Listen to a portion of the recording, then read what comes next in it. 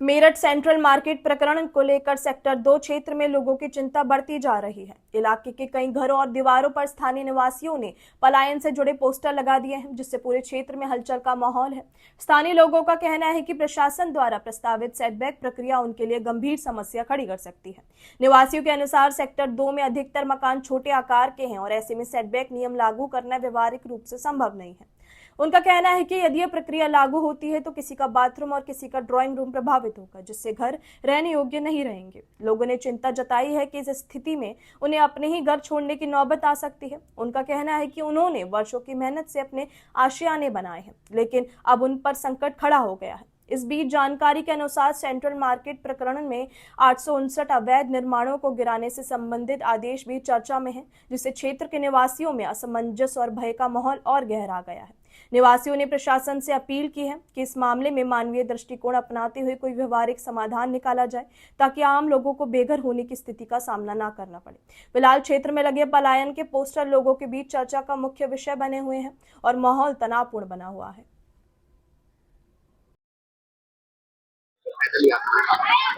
सचिन सिरोही, राष्ट्रीय अध्यक्ष अखिल भारतीय हिंदू सुरक्षा संगठन मेरठ से। मैंने यह आह्वान पिछले 3 दिन से कर रखा था, डेट निश्चित नहीं थी। मैंने यहाँ से पैदल यात्रा लेके जा रहा हूँ यहाँ से व्यापारियों के लिए। कोई राजनीति नहीं, कोई मतलब नहीं, हम केवल व्यापारियों के हित की लड़ाई लड़ रहे हैं। हम यहाँ से पैदल यात्रा इसलिए लेके जा रहे हैं कि कोई जनप्रतिनिधि इनकी आवाज को लोकसभा में, ना तो कोई कानून पास लोकसभा में कराने को तैयार है, ना राज्यसभा में। सुप्रीम कोर्ट कानून मांगती है, तो सुप्रीम कोर्ट के आदेश पे बुलडोजर चले, इनकी सील लगी। आज ये घर के बाहर आके पलायन के पोस्टर लगा रखे हैं, पलायन करने को तैयार है। आज ये महिलाएं मातृशक्ति घर के बाहर आके दरी बिछा के धरने बैठ गई। ये धरना 15 तारीख की सुबह की घोषणा करी है मैंने। 15 तारीख की सुबह 10 बजे यहाँ से पैदल यात्रा इन मातृशक्तियों के साथ हम लेके, जो बैनर भी होगा वो भी जो है व्यापारियों का होगा। पहले महिलाएं चलेंगी, फिर उनके बाद हम चलेंगे साथ में। हम यहाँ से दिल्ली तक पैदल यात्रा करेंगे, गृह मंत्री अमित शाह जी के आवास तक, और वहां जाके हम अपना ज्ञापन देंगे। उन्हें ज्ञापन देंगे कि उसमें मांग रहेगी हमारी कि लोकसभा में, राज्यसभा बिल लाओ। ये लड़ाई केवल मेरठ की नहीं है, मेरठ पे बुलडोजर नहीं चल रहे, यहाँ पे नहीं, ये पूरे देश की लड़ाई है। प्रतिनिधि राजनीति में आपको पता है, सब लोग केवल अपनी रोटियां सेकते हैं। वोट मांगने आएंगे, लेकिन जब जनता की समस्या होगी तब नहीं खड़े होंगे, तब वो अपने घरों में बैठ जाएंगे। इसीलिए जन आक्रोश, ये आज जो आप देख रहे हो जन आक्रोश, ये केवल जनप्रतिनिधियों की देन है। अगर वो आ जाते 5 व्यापारियों को ले जाके अमित शाह जी की टेबल पे बिठा देते, बात करा देते, इनकी बिल आ जाता। ये बात ही नहीं पहुंचाना चाहते, ना मोदी जी के सामने, ना अमित शाह जी के सामने, ना राष्ट्रपति जी के सामने।